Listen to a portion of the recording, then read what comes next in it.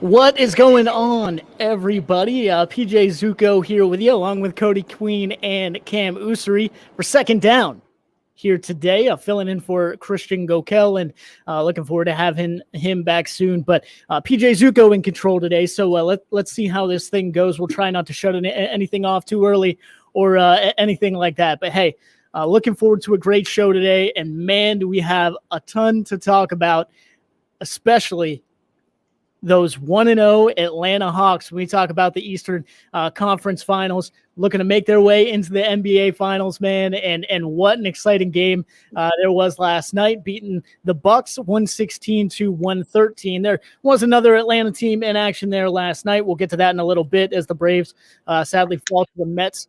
They're 7-3, but still split the series there at 2 games apiece, and the Braves will move on and try and move forward against a 500 Cincinnati Reds team coming up later tonight. And certainly a lot to talk about there, but hey, we'll get to that at some other time. Let's start with these Hawks, man. They go up to Milwaukee for the 3rd straight series. They win the road game in game 1. And not only that, man, I love watching this team play basketball, especially this year and this postseason. They're playing with such a chip on their shoulder. They're playing so loose. They showed that last night with the shoulder shimmy there from Trae Young. You got the alley-oops going off the backboard to John Collins and things like that. They are going crazy right now, and especially is Trae Young. He goes for 48 points there last night on 7 for 34 shooting. Oof. And my man was feeling it. Like I said, just doing everything. He had the floater on. He was shooting threes. He was throwing the alley-oops, man. He was doing everything. And the Hawks were able to pull out, a close one, but still, that bringing even more confidence to this team, saying, you know what, they're pulling out not only road games, but close, important, stressful road games as well. Well, Hawks are 6-2 on the road right now in the playoffs. Yeah. Absolutely insane. Cam's been calling it since almost day one that these Hawks are a force to be reckoned with. You guys both, I watched it listened to it yesterday. You guys both went with the Hawks last night. I picked them to win the game, but last series I picked them to lose in 7. That's okay. That's the last series. Cam has not. Cam's been on point the whole time. He's been in the playoffs. He's been calling almost every single matchup for every single series. He's been doing extremely well, so I would take the loss. But I do think they will win in 5. I do think they will win in 5. Yes, I do. I think they're a more dominant team. I think the best we're going to see for the Bucks was last night. I think from being a team that can shoot the 3 pretty well, that's really when they started to stretch away from the Bucks when they were shooting 4 feet behind the line at the end, like a minute and a half left. They were trying to shoot a 3 for some odd reason, and they couldn't do it.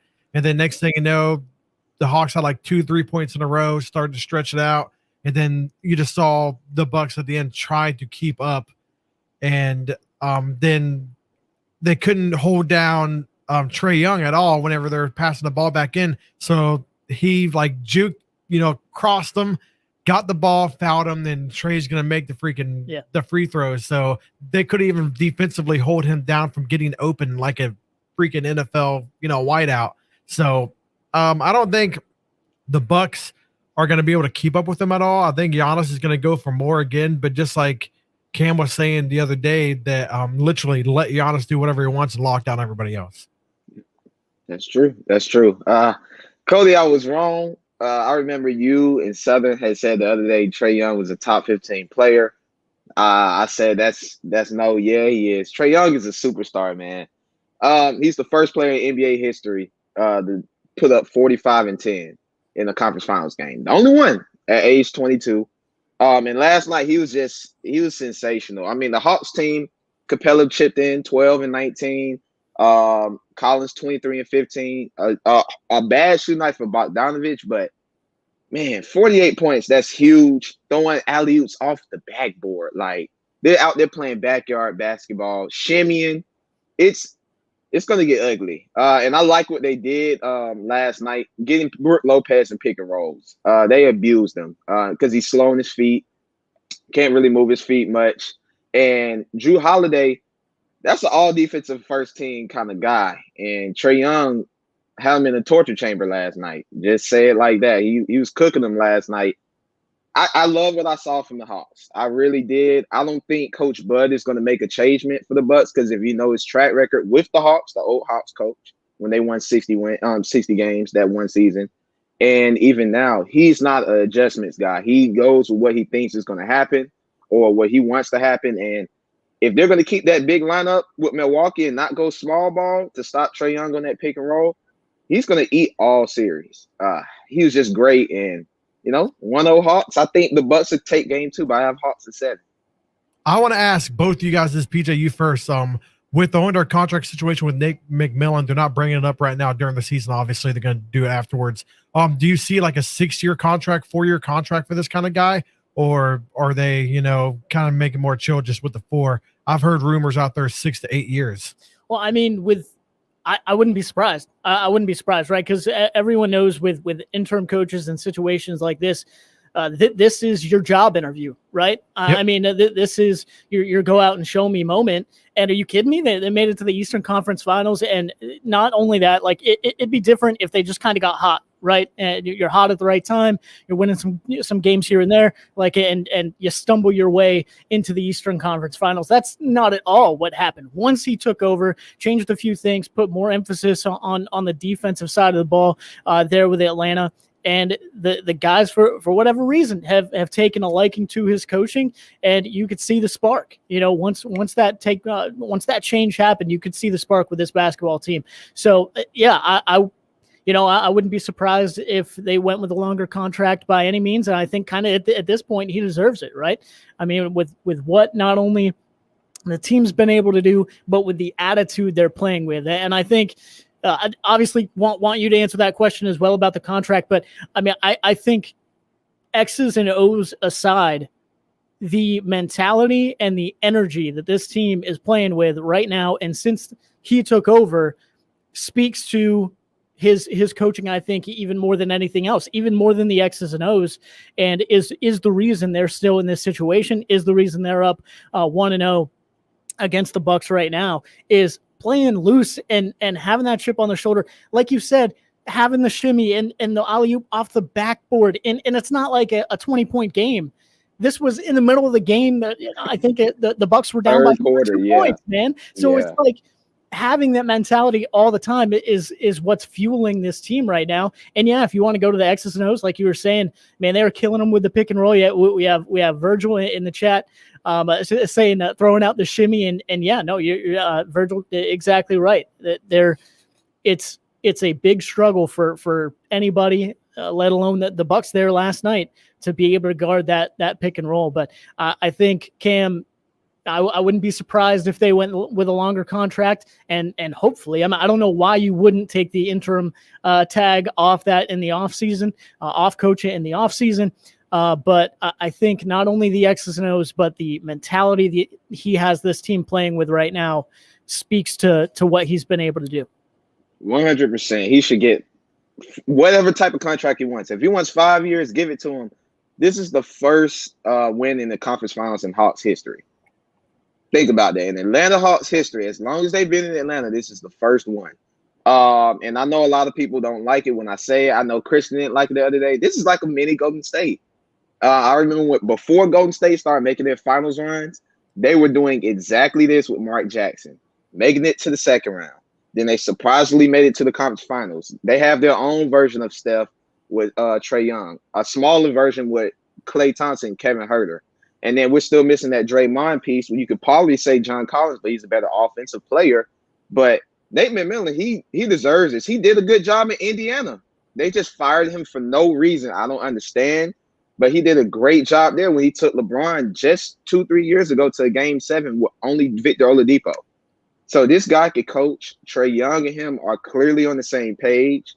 I love it. I think they should sign him to a 5-year contract. And the job is not done. If he wins this Eastern Conference Finals, which I think he will, and goes to the finals, not only will the Hawks be the only suitor for him, but it'll be a lot of teams throwing a lot of money at this guy. Which was insane when he got fired because they were 4th in the East with the Pacers and stuff like that. Exactly. And I mean, not many people can really name many Pacers players in the first place. You know what I mean? They just got a new head coach who was It was reported today, and Nate McMillan, whenever he's taken literally teams to playoffs back-to-back years. You know what I mean? And with only what, like 3/4 of a season for this year, and last year was a shortened season, a pandemic season.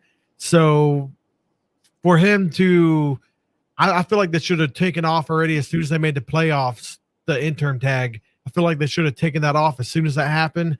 But it seems like he doesn't give a crap. He's gonna win either way. He doesn't really care. And I feel like this whole entire team is like that. Whole entire team's like, Exactly. dude, screw it. Like, Yeah. screw it, dude. I'm gonna go out there and I ball. love it. I'm gonna go out there and ball, and I love it. And like Mhm. I was just talking to BJ before the show, 50 something rebounds last Yeah. night, dude. 50 something rebounds, two dudes in the double digits. Oh boy, with 19. Like, come on, dude. Like the rebounding is what's helping. Whenever, and it's really costing the Bucks because they are trying to do these 3-point and they're not getting it. And if they do miss it, if it's coming off the glass, the Hawks are going to get it. Yeah. The Hawks play an extremely well coached defensive team. Before Nate McMillan took over, they were like 31st or 32nd in the league. And then by the time it came around, they were like 11th in the league whenever the playoffs started. So, dude, I think they're a more well-rounded team. I think the only other team in the playoffs I'd say that are better than the Hawks are the Suns. And I would love to see the Suns versus the Hawks. But it's too early to even talk about that. Right now, they're still playing the Bucks. But I do think from seeing them play last night and from the Bucks sweating the whole time, dude. Yeah. The whole time. They had nothing for Trey. And I think the Hawks right now are a better team. And I got them in 5. We'll see what happens in game 2 moving forward. Like you said, they got to find an answer for Trey. But not only that, John Collins, 11 for 16, 23 points, 15 rebounds. Like you've been talking about, Clint Capella with the double-double, 12 points, 19 rebounds. And Clint Capella, too, playing bigger, which I enjoy. I don't know if you guys were watching the last series when they were playing Philadelphia. I think at one time during halftime, Shaq was like, they were talking about Shaq getting mad watching the Hawks because Capella wasn't playing big. He was kind of being timid. Yeah. But didn't see that last night either. And, I think a big thing that you guys have mentioned that I think was probably the biggest thing to focus on defensively when going into this game and going into this series is Giannis had 34 last night. Yeah. He had a pretty solid game. I will say, you talk about that mentality. At one point, Trae Young had to, just because of switches and whatnot, had to play defense on Giannis. He stood his ground. Giannis missed the shot. So, I mean, that speaks to the kind of mentality Trae Young not only has on offense, but defense. But not only that, but Giannis 34 points last night. Chris Middleton, 15 points, 6 for 23. Now, PJ Tucker, I think, only had like 6 points as well. So not only are the Hawks giving them fits on the defensive side of the ball, not being able to contain Young, but also Chris Middleton not there last night offensively. PJ Tucker not able to score a lot offensively either. So the Hawks doing a solid job on the defensive side of things as well. And like you said, the rebounding, huge. But I think overall, the mentality of this basketball team is incredible right now, and I hope they play with that same kind of looseness and chippiness on their shoulder and moving forward. That's been the way this team's played all offseason. I mean, all postseason, excuse me. I have no doubt that they'll continue to do that moving forward, especially here in this Bucks series. You mentioned the Phoenix Suns. We'll talk about them in a little bit as they have the Clippers later tonight. The Suns up 2-0, and I want a little preview here. The Suns up 2-0 over the Clippers right now, but the Clippers have started down 0-2 in both of their previous series and have come back and won those series. This is a little different because Kawhi's out, yeah. so we'll see how this goes tonight and moving forward. But for the Suns, Chris Paul potentially could be back tonight as well. We'll see how that all goes here as the night goes on. And of course, we'll talk about that here in a little bit. But before we get to that, of course, got to talk some Braves, getting ready for the Cincinnati Reds later tonight, but sadly dropped one last night to the Mets 7-3. We'll talk about all that when we come back here on Second Down on ESPN Radio.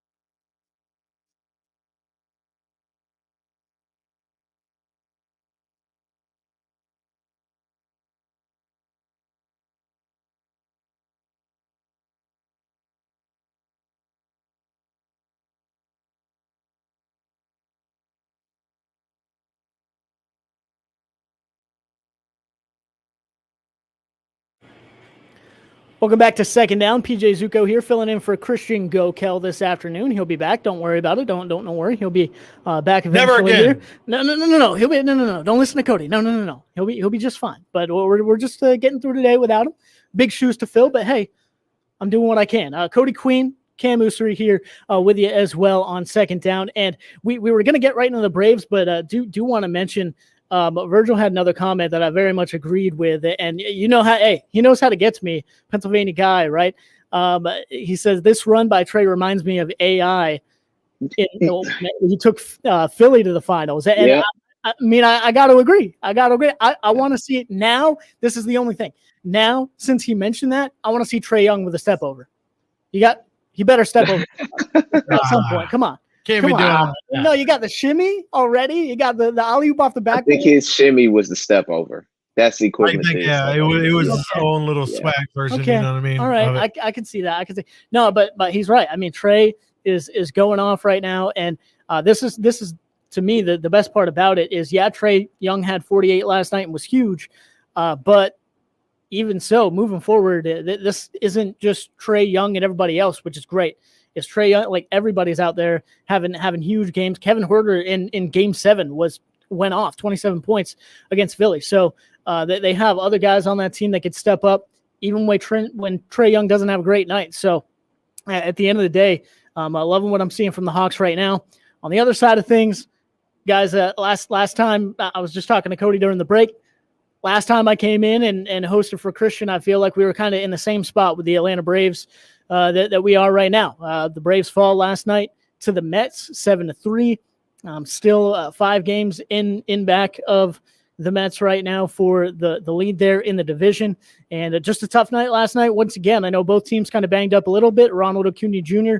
Scratched from the start with a back tightness. He's day-to-day. Hopefully he'll be back in the lineup tonight. But Kyle Wright just blasted coming out of the start there. Pulled after 2 innings, so 4 hits, 5 earned runs, only 1 strikeout. So it's a tough night, not only, of course, for him, but then you have a bunch of pitchers having to pitch the last 7 innings of the game, which are going through your whole bullpen pretty much trying to finish out the game, and still not able to come back and win there, not able to recover from that tough start. So at the end of the day, just a tough spot for the Braves to be in. I know still behind by 5 games. Yeah, you get 2 out of 2 with the Mets coming off a big weekend there last weekend over the Cardinals, but at the end of the day, got to be able to move forward, got to be able to get some big wins coming up against the Reds and moving forward after that. But I mean, I feel like we're in the same spot. Pitching has to get better. Of course, the offense has to have a little bit more consistency, but still looking for better pitching consistently from the Braves. This is the roller coaster ride of the Braves. 1 week, bats are doing pretty good. Next thing you know, the bats aren't very hot. The only person that was hot yesterday, really, that hasn't been hot all season was Freddie Freeman, his ghost of himself. He got 4 hits yesterday.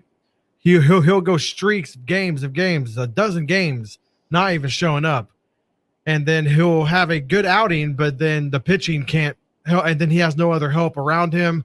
Austin Riley did okay last night, but there's only a few guys that you can really count on. And you can't count on them every game. It's like every 4 games you can probably get something out of them. The pitching, every year. Did you just like last time you were on the show? We're talking about the same dang thing, dude. It's the same thing every year. Last year was a little more of an exception, but their pitching wasn't that good before the All-Star break. After the All-Star breaks, when the Braves really started to break away from the pack. But it's the same thing every year since I've been working here. For about 4 or 5 years, it's the pitching for the Braves. Freddie Freeman's been on there. They've always been able to get some bats going. But when it comes to the pitching for the Braves, it makes people go gray-haired, and it's hate to see it. At least you split the series with the Mets. At least you didn't give up any games for the lead. But either way, if you're going to look at this team, they're a below 500 team. They play like a below 500 team. They don't play like a playoff team. So as of right now, I know it's still, some people say still kind of early because it's not the All-Star break yet. But it looks like to me they're not going to be able to get into the playoffs. And I think they're going to be passed by the Washington Nationals. The Washington Nationals, the past like 14 games, have been smoking hot. They've only lost like 3 games out of the last 14 games, something like that. So, and they're roaring up. I think they're right there with them, neck and neck now. When they were like 4 or 5 games behind the Braves at the time, and now look at them; they're right there tied with the Braves because the Braves in the last 10 can only go 4-6, 5-5. So they're a sub 500 team, and it's kind of sad to see. From what I hate talking smack about Freddie Freeman, but the MVP is not playing like an MVP. I mean, he had a good game last night, but through the rest of the season, I think this is one of the worst years Freddie Freeman's ever had. Look, I 100% agree. The Nationals, they just jumped the Braves, actually. So they're second place in the division now. They're a game ahead of the Braves, and that's crazy to say. But I agree with you. I don't think the Braves are going to make the playoffs. And here's why. Look at the next stretch. They have the Reds in 4 games, and then they have to play the Mets again. So even if you so happen to split both of those series, you're at the same place you're at now. 3 games under 500. Then you have a couple, I wouldn't even say gimme games because it's the Braves at this point. So then you have the Marlins and the Pirates, and then you're going back to the Tampa Bay Rays, who's one of the best teams in baseball, top 5, and the Padres, who is a top 5 team in baseball as well. It's just not looking good. They're not consistent. And I just hate to say it, I just don't think they'll ever get back on track. The only way they will be able to, within their next 10, they have to go 8-2. And that's a tall order to have, because if you see throughout the whole season, and Cody said it religiously, they're 5-5 in their last 10 every time you look up. Every time you look up, 5-5, 4-6, 3-7. We haven't seen them go 6-4, 7-3, or that 8-2. That the Nationals are 9-1 in their last 10. They're hot and they're smoking and they're moving up in the standings, just 4 games behind the Mets, and the Braves are just still stuck in the middle. If we're talking about a playoff team that's going to contend, they have to make a push. They have to be able to get hot, not this inconsistent stuff where one game you're here and the bats are hot, and then the next game the pitch is hot but the bats aren't. So it's a typical Atlanta team, basically, in a nutshell. Just what Atlanta teams normally do. It's got to start now. I don't know. Always talk about changing ownership and stuff like that. Virgil, I'm not sure if we're going to go that far there, Virgil. We'll see. I don't know. Oh, no, my man said we'll see. We'll see what happens. No, I don't know, dude. I don't know about that far, but Freddie Freeman went 4 games in a row before this without a hit, and finally he just got 4 hits in a row. It's inconsistent. Even your best guys are inconsistent. Even your best pitching's inconsistent. It's a roller coaster. I'm surprised people don't get sick from all the bumps. I don't understand it. They got the talent. They do have injuries. One of the most injured teams in the MLB, whatever that means for anything.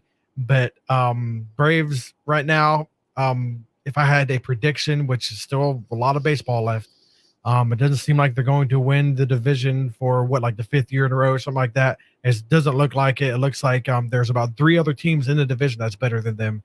They are going to play the Reds, then go back to the Mets. For God's sakes, the Mets again. Right. It seems like they're playing Mets at least once every like 2 weeks. Yeah. And the Reds are a 500 baseball team, but their pitching is tremendously better than the Braves. So we'll see. I don't know what you think of it, but like there's no more excuses. There's so many games that we're already in, and there's nothing nice to say them a consistent basis, more than like 2 games in a row, because it seems like they can't win 3 games in a row. They can win 2, or they'll win 1 off, 1 off, 1 off. But sometimes I don't remember the last time they went on a 3-game win streak. Well, that's the important thing right now, right? Is like you said, getting that consistency and moving forward and being able to take chunks out of that lead. And had a good opportunity. That's the thing. Like you said, Braves have been very injured and whatnot throughout the season. But if there is a time to start taking chunks out of that lead and turn that corner, it's right now. And that went 2-2 against a Mets team that's really banged up already. I mean, you talk about injuries. That's a banged up baseball team, and only got 2-2. Weren't able to take any chunks out of that lead. Well, now you play a 500 Cincinnati Reds team. You go back to the Mets. We'll see if they're still banged up or not, and if they are, hopefully you can take advantage of that.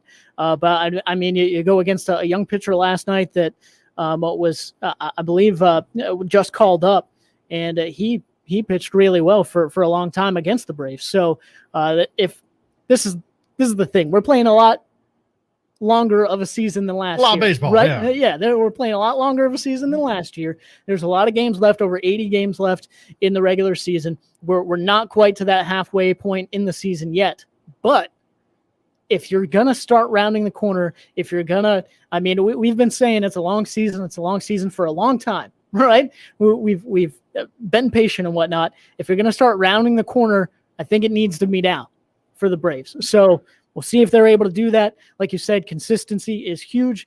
Braves need to start being more consistent and getting some of these wins and making up those games wins. back. Yeah, for the sure. The last series wins that they won, believe it or not, this sounds insane. The beginning of the month against the freaking Dodgers of all people, they won that series. Well, they won against the Cardinals too, though.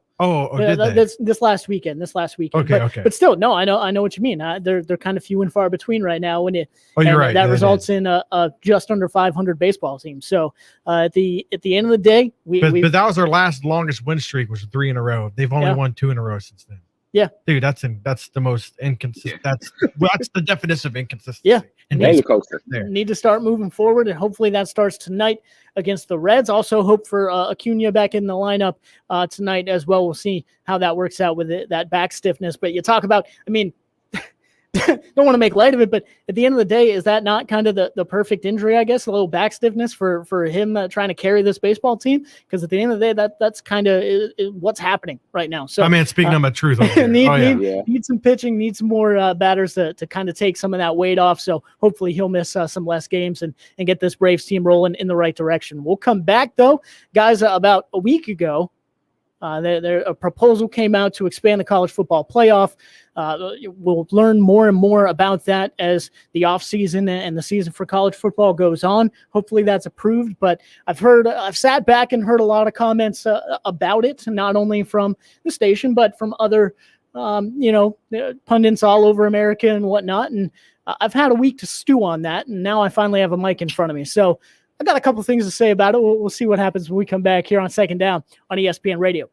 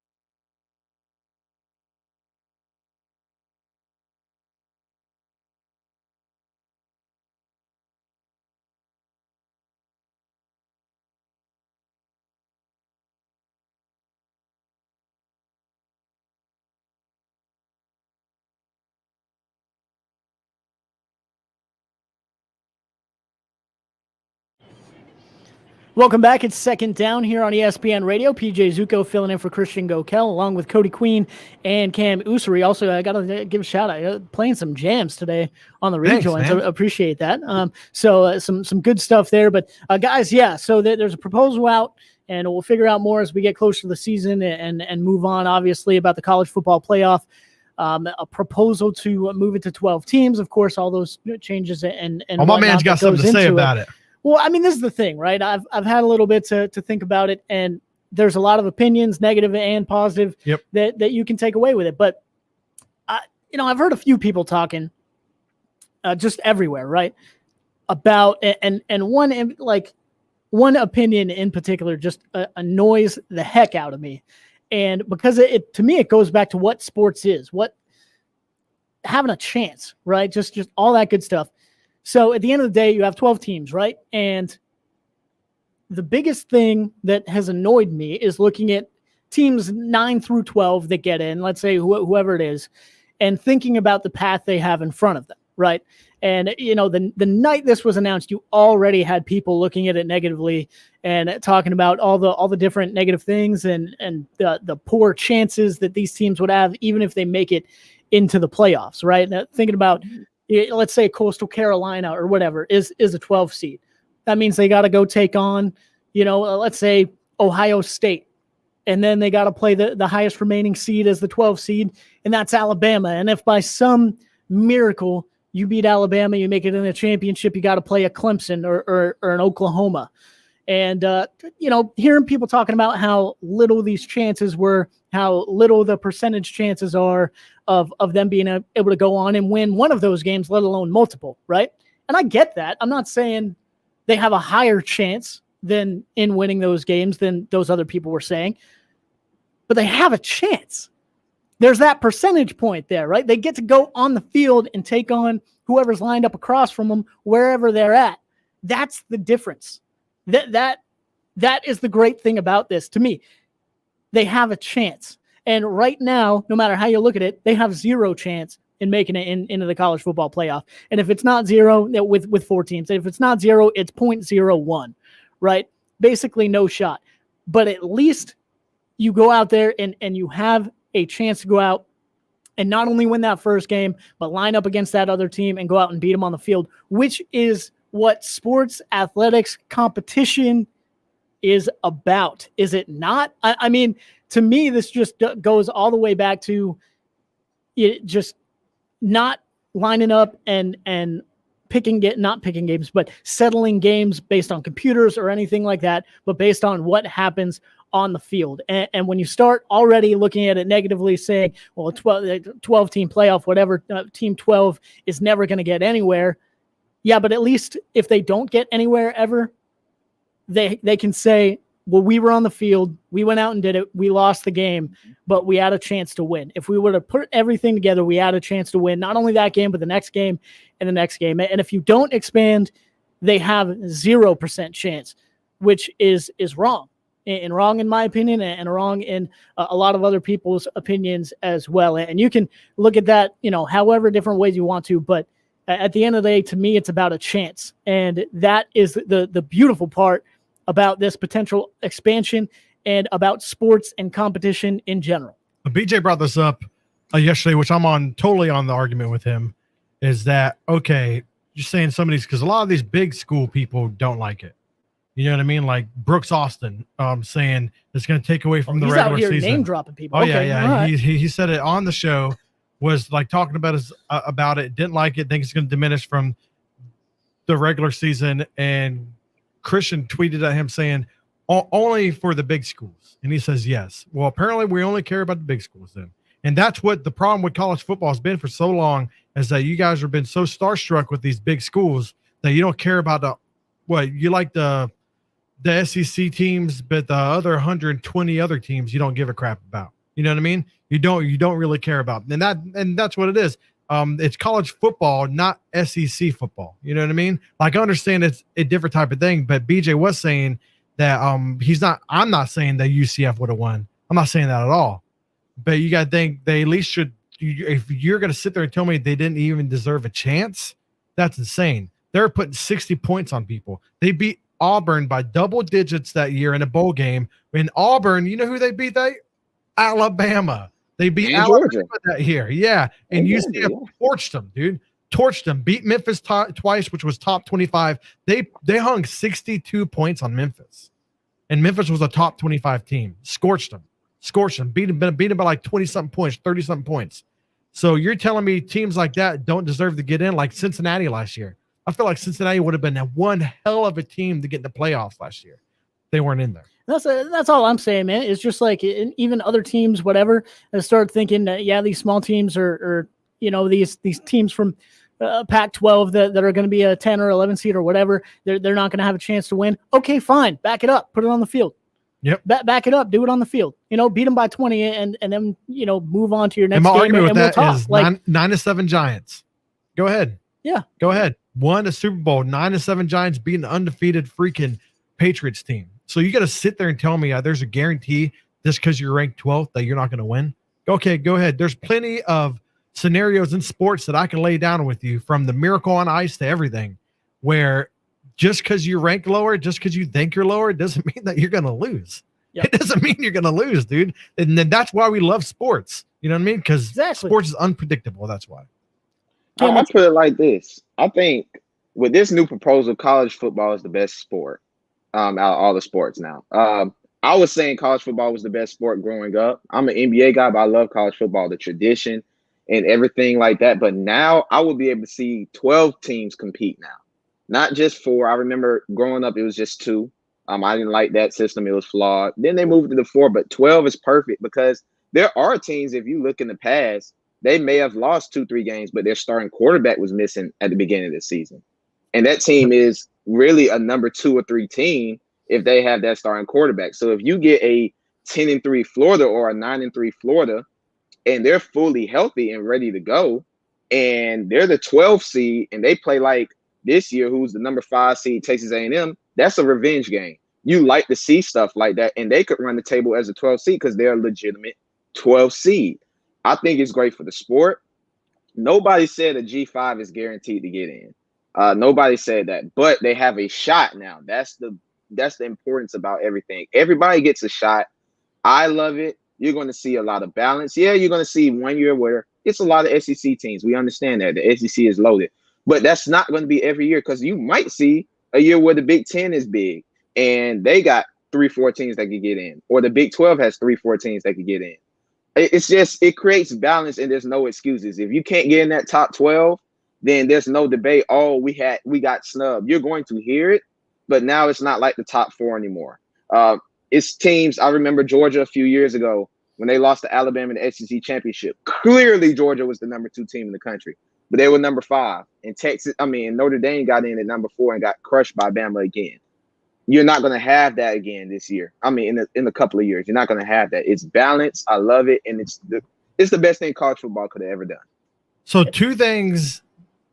This is nothing but good for college football. So they're going to attract more fans. 2 biggest complaints from me being an outsider, me being new to it. Now I'm pretty diverse. I'm not going to lie. I'm not going to toot my own horn. I know me some damn freaking college football now. And 2 biggest complaints that I had before, not paying the players. From the first time I got here, I complained about that from the get-go. And the weird playoff system that they had, 4 teams out of 130-something teams. I thought that was most bizarre thing I have ever heard in my life, and now they're fixing that. So that means they're going to attract more fans. And not only that, I was telling you before the segment, they're going to have home games. Imagine the whiteout at Penn State home game playoff game. Dude, he knows where to go. Oh my God.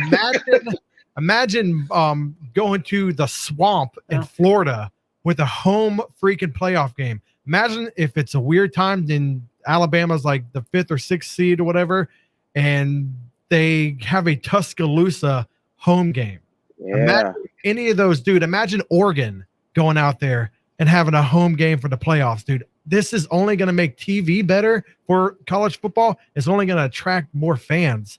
You know what I mean? Like, aren't you trying to expose this beautiful sport that a lot of us, especially from the West, weren't really exposed to growing up?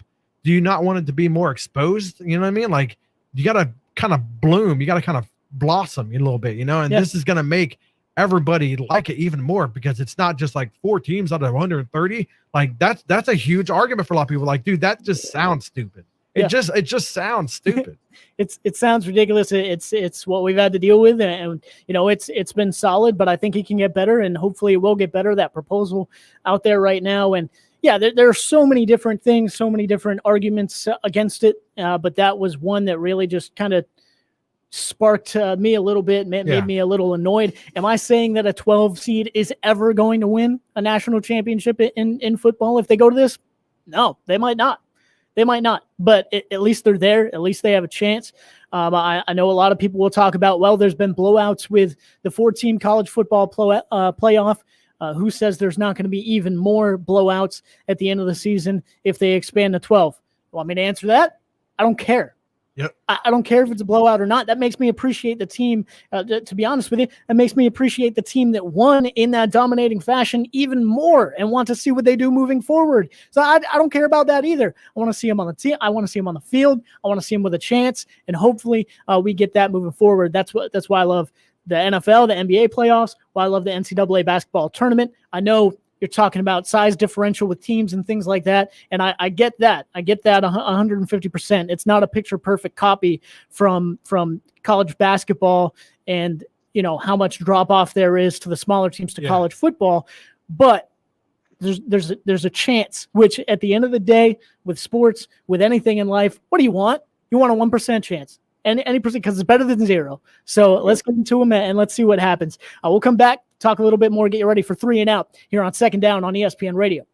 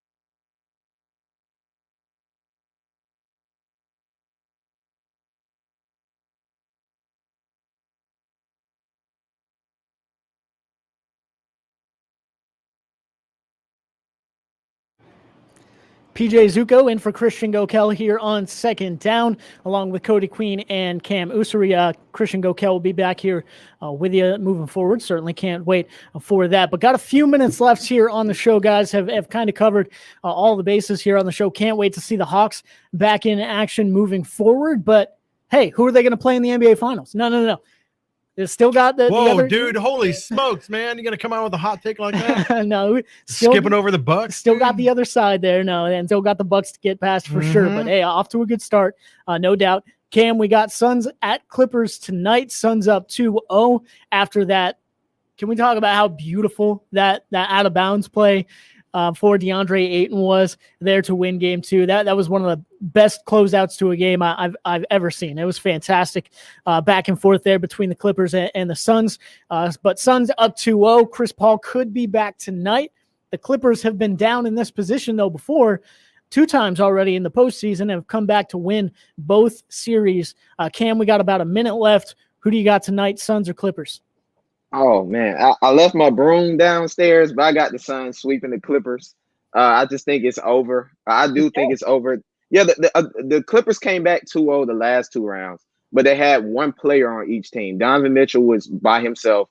Luka was by himself. This team is well-rounded. You got Cameron Payne one night, D-Book, Aiden, and now Chris Paul is coming back. You got 4 guys that could kill you. Cameron Payne's already got you 1 game. Chris Paul is coming back the next 2 games. You got 4 guys that can get you.